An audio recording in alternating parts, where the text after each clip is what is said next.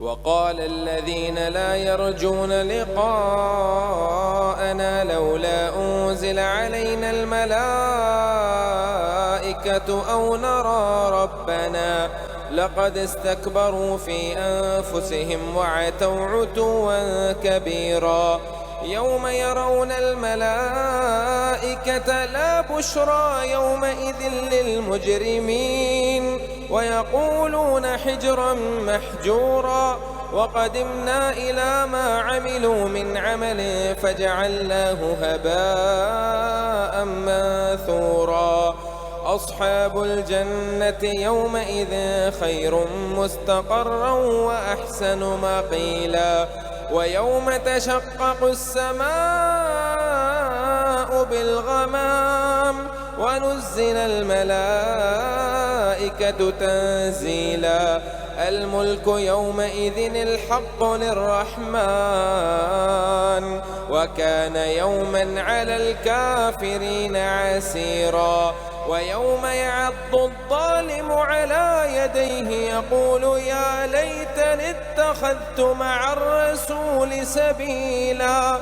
يا ويلتى ليتني لم أتخذ فلانا خليلا لقد أضلني عن الذكر بعد إذ جاءني وكان الشيطان للإنسان خذولا. وقال الرسول يا رب إن قوم اتخذوا هذا القرآن مهجورا. وكذلك جعلنا لكل نبي عدوا من المجرمين وكفى بربك هاديا ونصيرا. وقال الذين كفروا لولا نزل عليه القرآن جملة واحدة كذلك لنثبت به فؤادك ورتلناه ترتيلا. ولا يأتونك بمثل إلا جئناك بالحق وأحسن تفسيرا. الذين يحشرون على وجوههم إلى جهنم أولئك شر مكانا وأضل سبيلا. ولقد آتينا موسى الكتاب وجعلنا معه أخاه هارون وزيرا. فقلنا اذهبا إلى القوم الذين كذبوا بآياتنا فدمرناهم تدميرا. وقوم نوح لما كذبوا الرسل أغرقناهم وجعلناهم للناس آية وأعتدنا للظالمين عذابا أليما. وعادا وثمود وأصحاب الرس وقرونا بين ذلك كثيرا.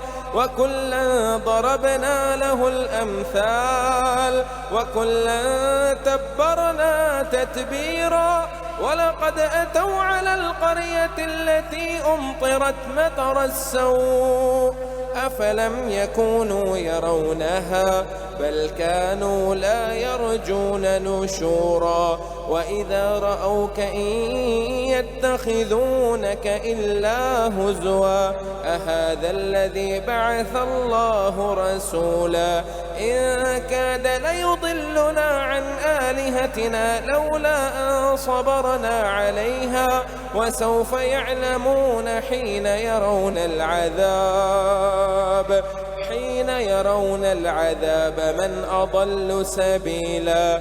أرأيت من اتخذ إلهه هواه أفأنت تكون عليه وكيلا. أم تحسب أن أكثرهم يسمعون أو يعقلون إن هم إلا كالأنعام بل هم أضل سبيلا. ألم تر إلى ربك كيف مد الظل ولو شاء لجعله ساكنا ثم جعلنا الشمس عليه دليلا ثم قبضناه إلينا قبضا يسيرا. وهو الذي جعل لكم الليل لباسا والنوم سباتا وجعل والنهار نشورا. وهو الذي أرسل الرياح بشرا بين يدي رحمته وأنزلنا من السماء ماء طهورا لنحيي به بلدة ميتا ونسقيه مما خلقنا أنعاما وأناثيا كثيرا. ولقد صرفناه بينهم ليذكروا فأبى أكثر الناس إلا كفورا. ولو شئنا لبعثنا في كل قرية نذيرا فلا تطع الكافرين وجاهدهم به جهادا كبيرا. وهو الذي مرج البحرين هذا عذب فرات وهذا ملح أجاج وجعل بينهما برزخا وحجرا محجورا. وهو الذي خلق من الماء بشرا فجعله نسبا وصهرا وكان ربك قديرا. ويعبدون من دون الله ما لا ينفعهم ولا يضرهم وكان الكافر على ربه ظهيرا. وما أرسلناك إلا مبشرا ونذيرا. قل ما أسألكم عليه من أجر إلا من شاء أن يتخذ إلى ربه سبيلا. وتوكل على الحي الذي لا يموت وسبح بحمده وكفى به بذنوب عباده خبيرا. الذي خلق السماوات والأرض وما بينهما في 6 أيام ثم استوى على العرش الرحمن فاسأل به خبيرا. وإذا قيل لهم اسجدوا للرحمن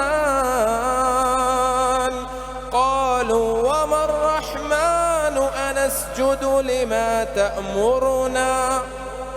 أنسجد لما تأمرنا وزادهم نفورا.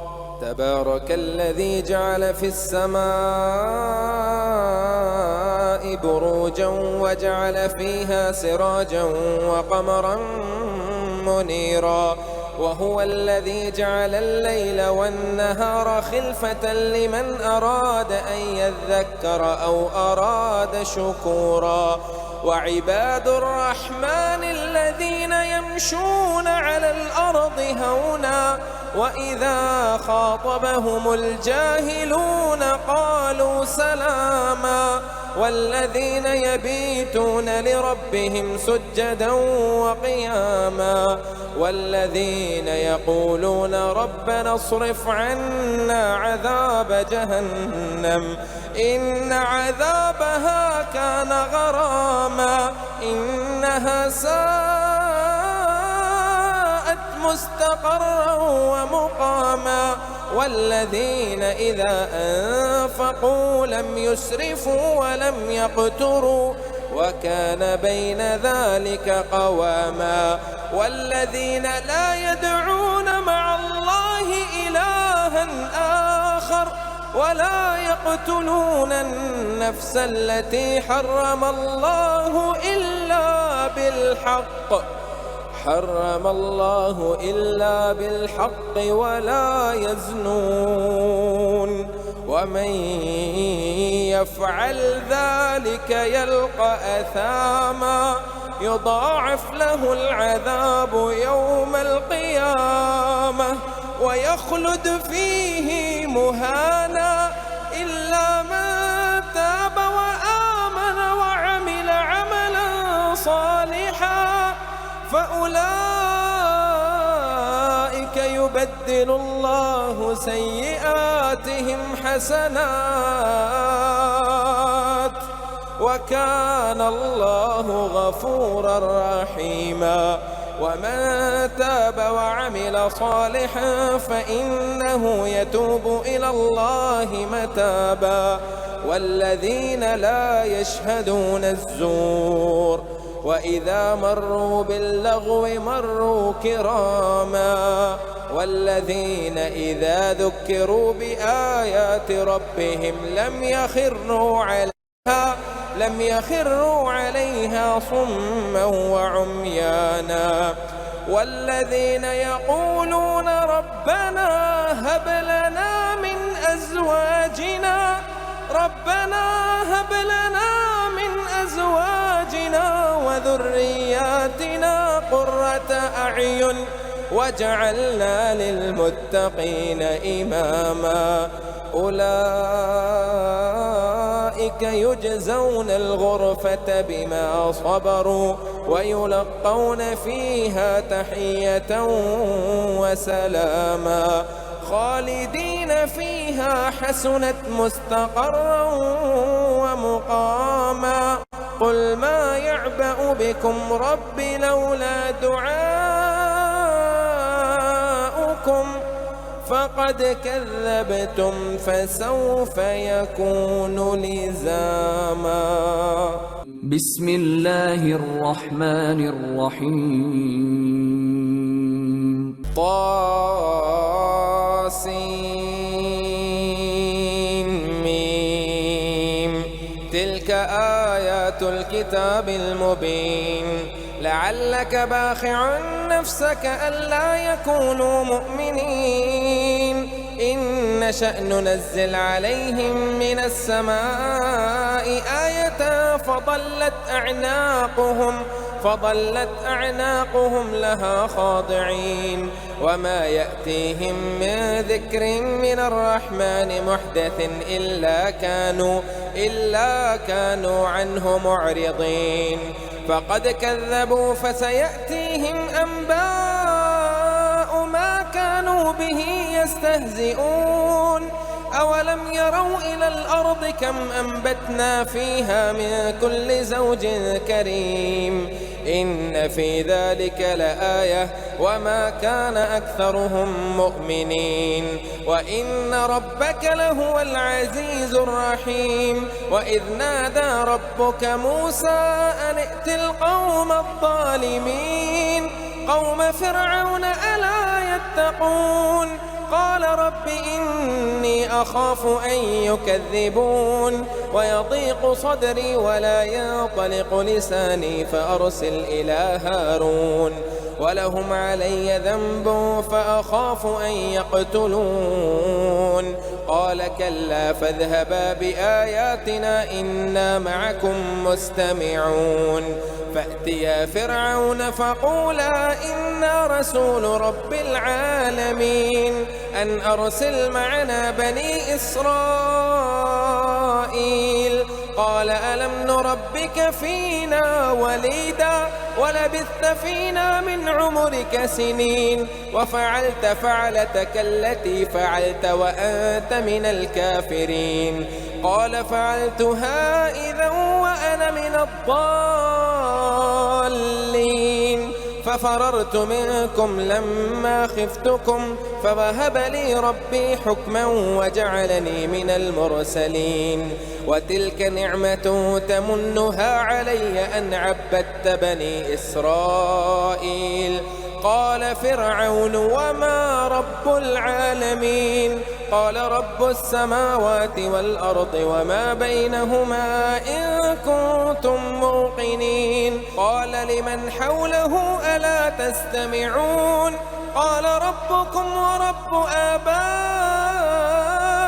الأولين قال إن رسولكم الذي أرسل إليكم لمجنون قال رب المشرق والمغرب وما بينهما إن كنتم تعقلون قال لئن اتخذت إلها غيري لأجعلنك من المسجونين قال أولو جئتك بشيء مبين قال فأت به إن كنت من الصادقين فألقى عصاه فإذا هي ثعبان مبين ونزع يده فإذا هي بيضاء للناظرين قال للملأ حوله إن هذا لساحر عليم يريد أن يخرجكم من أرضكم بسحره فماذا تأمرون قالوا أرجه وأخاه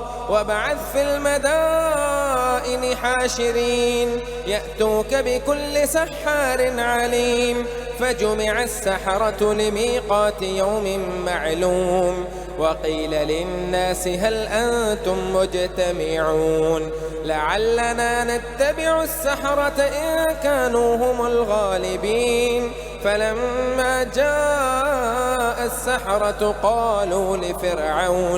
قالوا لفرعون إن لنا لأجرا إن كنا نحن الغالبين قال نعم وإنكم إذا لمن المقربين قال لهم موسى ألقوا ما أنتم ملقون فألقوا حبالهم وعصيهم وقالوا بعزة فرعون إنا لنحن الغالبون فألقى موسى عصاه فإذا هي تلقف ما يأفكون فألقي السحرة ساجدين قالوا آمنا برب العالمين رب موسى وهارون قال آمنتم له قبل أن آذن لكم إنه لكبيركم الذي علمكم السحر فلسوف تعلمون لأقطعن أيديكم وأرجلكم من خلاف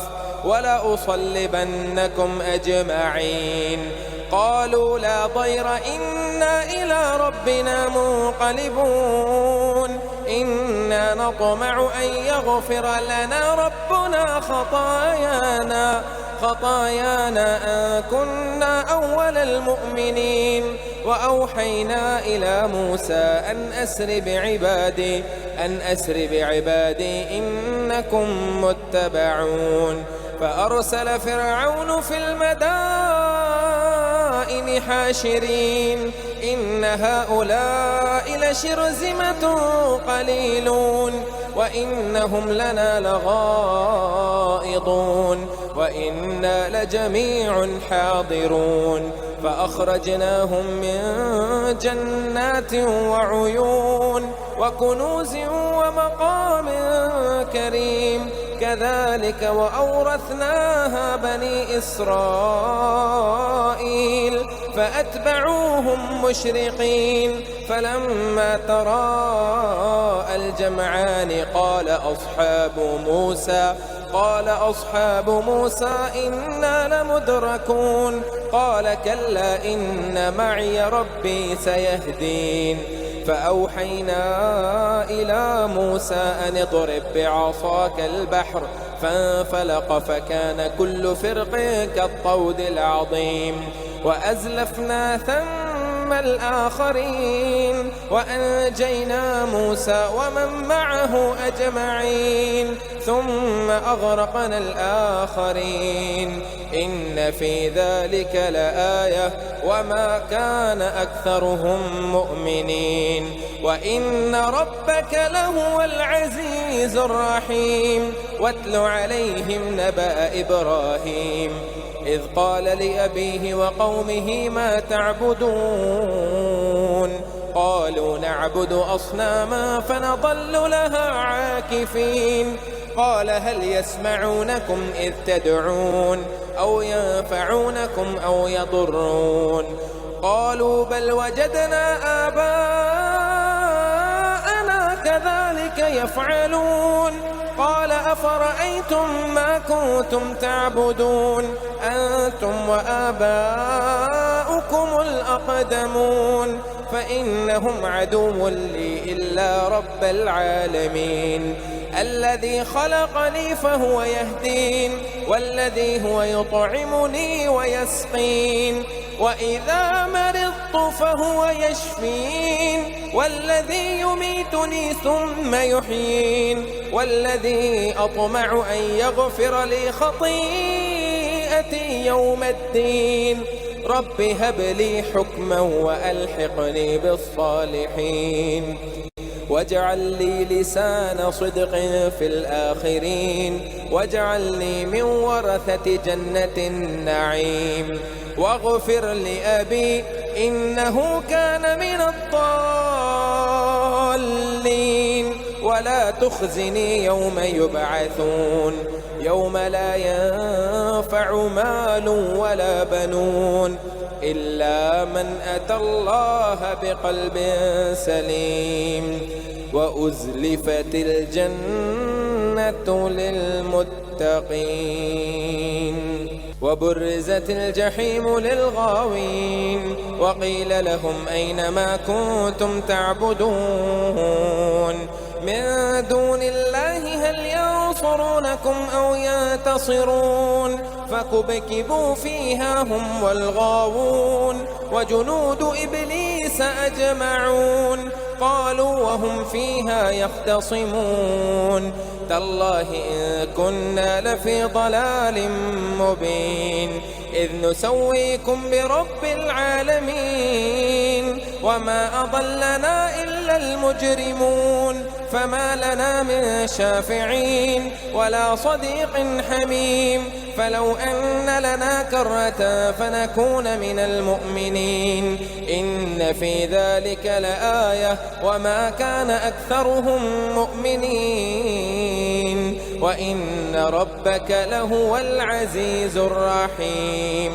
كذبت قوم نوح المرسلين إذ قال لهم أخوهم نوح ألا تتقون إني لكم رسول أمين فاتقوا الله وأطيعون وما أسألكم عليه من أجر إن أجري إلا على رب العالمين فاتقوا الله وأطيعون. قالوا أنؤمن لك واتبعك الأرذلون قال وما علمي بما كانوا يعملون إن حسابهم إلا على ربي لو تشعرون وما أنا بطارد المؤمنين إن أنا إلا نذير مبين. قالوا لئن لم تنته يا نوح لتكونن من المرجومين قال رب إن قومي كذبون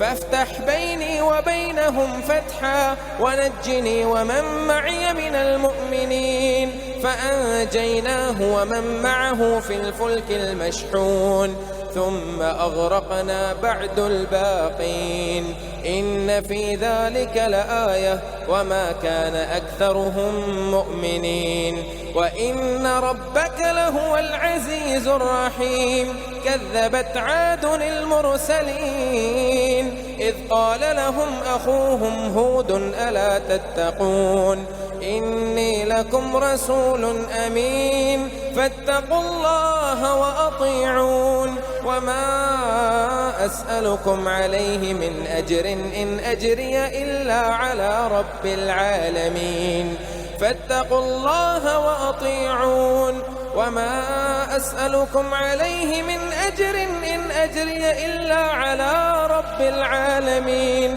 أتبنون بكل ريع آية تعبثون وتتخذون مصانع لعلكم تخلدون وإذا بطشتم بطشتم جبارين فاتقوا الله وأطيعون واتقوا الذي أمدكم بما تعلمون أمدكم بأنعام وبنين وجنات وعيون إني أخاف عليكم عذاب يوم عظيم. قالوا سواء علينا أوعظت أم لم تكن من الواعظين إن هذا إلا خلق الأولين وما نحن بمعذبين فكذبوه فأهلكناهم إن في ذلك لآية وما كان أكثرهم مؤمنين وإن ربك لهو العزيز الرحيم.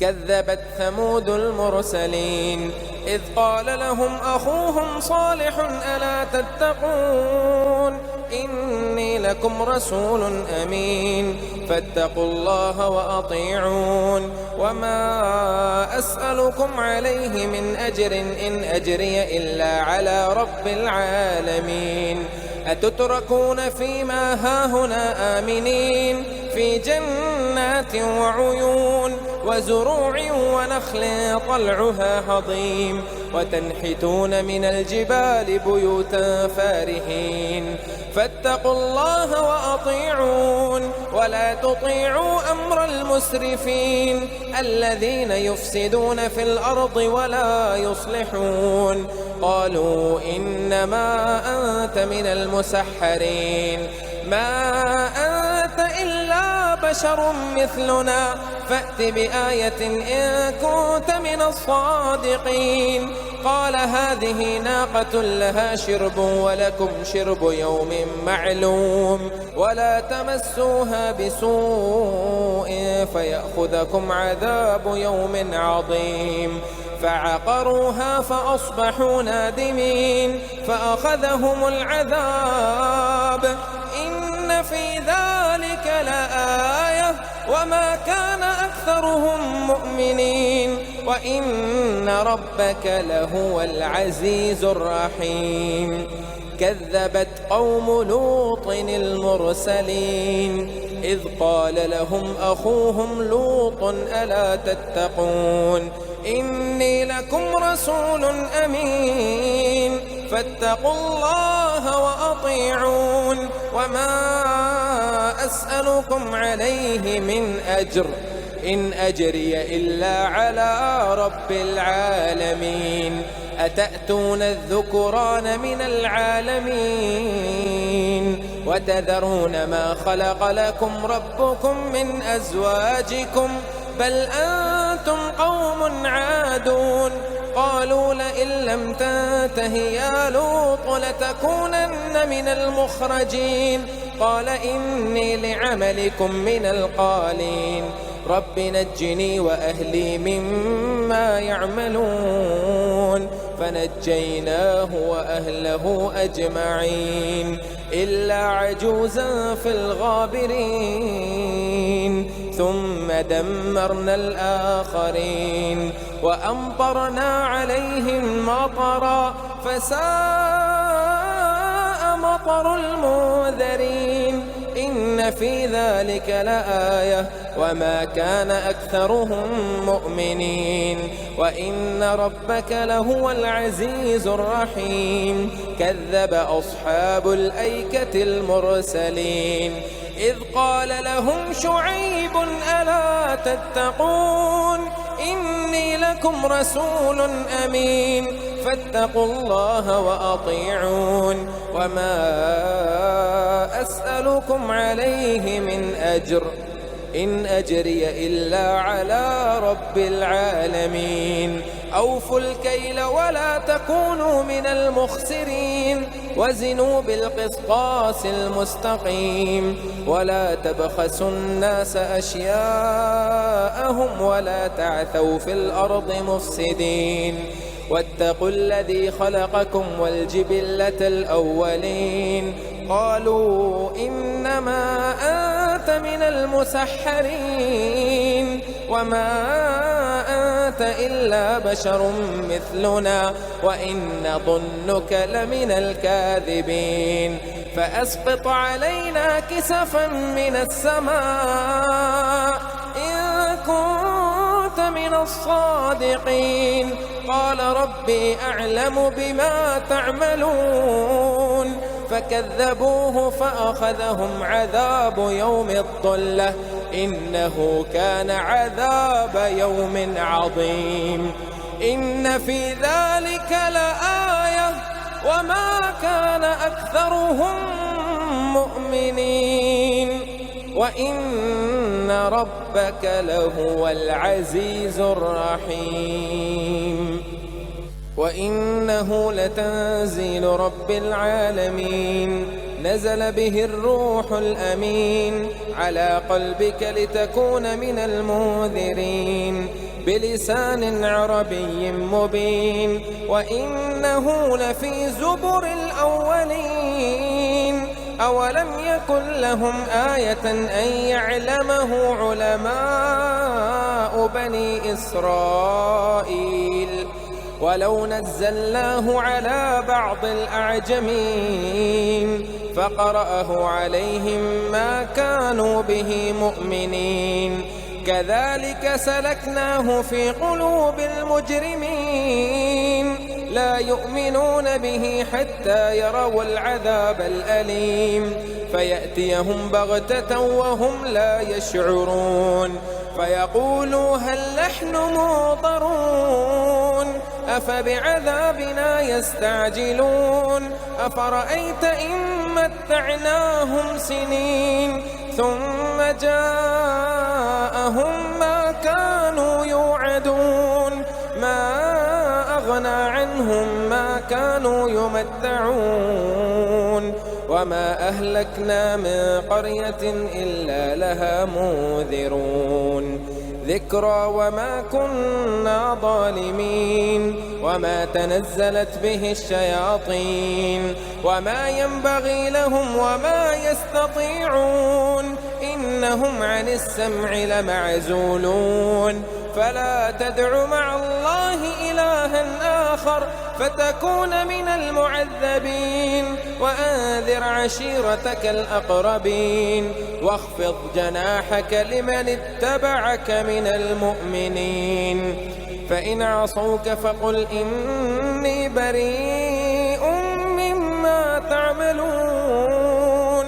وتوكل على العزيز الرحيم الذي يراك حين تقوم وتقلبك في الساجدين إنه هو السميع العليم هل أنبئكم على من تنزل الشياطين تنزل على كل أفاك أثيم يلقون السمع وأكثرهم كاذبون والشعراء يتبعهم الغاوون ألم تر أنهم في كل واد يهيمون وأنهم يقولون ما لا يفعلون إلا الذين آمنوا وعملوا الصالحات وذكروا الله كثيرا وانتصروا من بعد ما ظلموا وسيعلم الذين ظلموا أي منقلب ينقلبون بسم الله الرحمن الرحيم طاسين تلك آيات القرآن وكتاب مبين هدى وبشرى للمؤمنين الذين يقيمون الصلاة ويؤتون الزكاة وهم بالآخرة هم يوقنون إن الذين لا يؤمنون بالآخرة زينا لهم أعمالهم فهم يعمهون أولئك الذين لهم سوء العذاب وهم في الآخرة هم الأخسرون وإنك لتلقى القرآن من لدن حكيم عليم إذ قال موسى لأهله إني آنست نارا سآتيكم منها بخبر أو آتيكم بشهاب قبس لعلكم تصطلون فلما جاءها نودي أن بورك من في النار ومن حولها وسبحان الله رب العالمين يا موسى إنه أنا الله العزيز الحكيم وألق عصاك فلما رآها تهتز كأنها جان ولا مدبرا ولم يعقب يا موسى لا تخف إني لا يخاف لدي المرسلون إلا من ظلم ثم بدل حسنا بعد سوء فإني غفور رحيم وأدخل يدك في جيبك تخرج بيضاء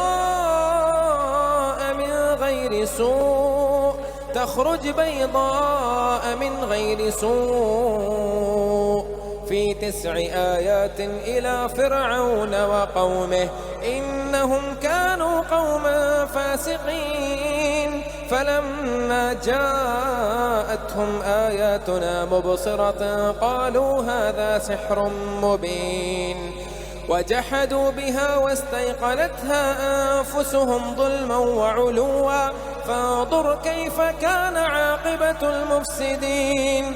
ولقد آتينا داود وسليمان علما وقال الحمد لله الذي فضلنا على كثير من عباده المؤمنين. وورث سليمان داود وقال يا أيها الناس علمنا منطق الطير وأوتينا من كل شيء إن هذا لهو الفضل المبين. وحشر لسليمان جنوده من الجن والإنس والطير فهم يوزعون، حتى إذا أتوا على واد النمل قالت نملة يا أيها النمل ادخلوا مساكنكم لا يحطمنكم سليمان وجنوده وهم لا يشعرون. فتبسم ضاحكا من قولها وقال رب أوزعني أن أشكر نعمتك التي أنعمت علي وعلى والدي وأن أعمل صالحا ترضاه وأدخلني برحمتك في عبادك الصالحين. وتفقد الطير فقال ما لي لا أرى الهدهد أم كان من الغائبين. لأعذبنه عذابا شديدا أو لأذبحنه أو ليأتيني بسلطان مبين. فمكث غير بعيد فقال أحط بما لم تحط به وجئتك من سبأ بنبأ يقين. إني وجدت امرأة تملكهم وأوتيت من كل شيء ولها عرش عظيم. وجدتها وقومها يسجدون للشمس من دون الله وزين لهم الشيطان أعمالهم فصدهم عن السبيل فهم لا يهتدون. ألا يسجدوا لله الذي يخرج الخبأ في السماوات والأرض ويعلم ما تخفون وما تعلنون. الله لا إله إلا هو الله لا إله إلا هو لا إله إلا هو رب العرش العظيم. قال سننظر أصدقت أم كنت من الكاذبين. اذهب بكتابي هذا فألقه إليهم ثم تول عنهم فانظر ماذا يرجعون. قالت يا أيها الملأ إني ألقي إلي كتاب كريم إنه من سليمان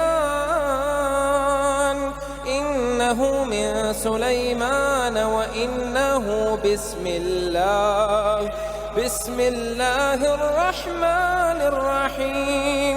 ألا تعلوا علي وأتوني مسلمين. قالت يا أيها الملأ أفتوني في أمري ما كنت قاطعة أمرا حتى تشهدون. قالوا نحن أولو قوة وأولو بأس شديد والأمر إليك فانظري ماذا تأمرين. قالت إن الملوك إذا دخلوا قرية أفسدوها وجعلوا أعزة أهلها أذلة وكذلك يفعلون. وإني مرسلة إليهم بهدية فناظرة بما يرجع المرسلون. فلما جاء سليمان سليمان قال أتمدونني بمال فما آتاني الله خير مما آتاكم بل أنتم بهديتكم تفرحون ارجع إليهم فلنأتينهم بجنود لا قبل لهم بها ولنخرجنهم منها أذلة وهم صاغرون. قال يا أيها الملأ أيكم يأتيني بعرشها قبل أن يأتوني مسلمين؟ قال عفريت من الجن أنا آتيك به قبل أن تقوم من مقامك وإني عليه لقوي أمين. قال الذي عنده علم من الكتاب أنا آتيك به قبل أن يرتد إليك طرفك فلما رآه مستقرا عنده قال هذا من فضل ربي ليبلوني أأشكر أم أكفر ومن شكر فإنما يشكر لنفسه ومن كفر فإن ربي غني كريم. قال نكروا لها عرشها ننظر أتهتدي أم تكون من الذين لا يهتدون.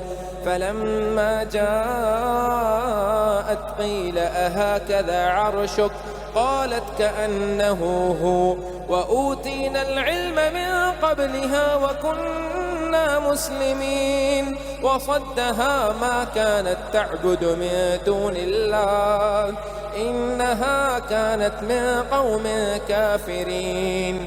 قيل لها ادخل الصرح فلما رأته حسبته لجة وكشفت عن ساقيها قال إنه صرح ممرد من قوارير. قالت رب إني ظلمت نفسي وأسلمت مع سليمان لله رب العالمين. ولقد أرسلنا إلى ثمود أخاهم صالحا أن اعبدوا الله فإذا هم فريقان يختصمون. قال يا قوم لم تستعجلون بالسيئة قبل الحسنة لولا تستغفرون الله لعلكم ترحمون. قالوا اطيرنا بك وبمن معك قال طائركم عند الله بل أنتم قوم تفتنون. وكان في المدينة 9 رهط يفسدون في الأرض ولا يصلحون.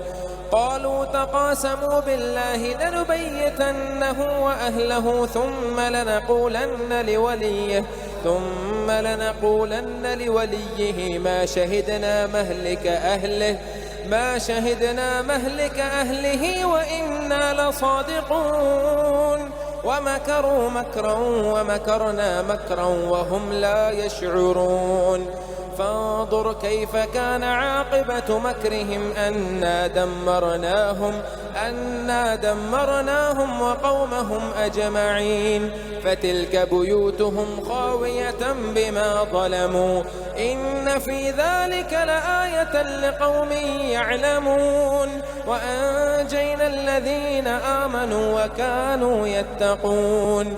ولوطا إذ قال لقومه أتأتون الفاحشة وأنتم تبصرون أئنكم لتأتون الرجال شهوة من دون النساء بل أنتم قوم تجهلون. فما كان جواب قومه إلا أن قالوا أخرجوا آل لوط من قريتكم إنهم أناس يتطهرون. فأنجيناه وأهله إلا امرأته قدرناها من الغابرين. وأمطرنا عليهم مطرا فساء مطر المنذرين. قل الحمد لله وسلام على عباده الذين اصطفى الله خير أما يشركون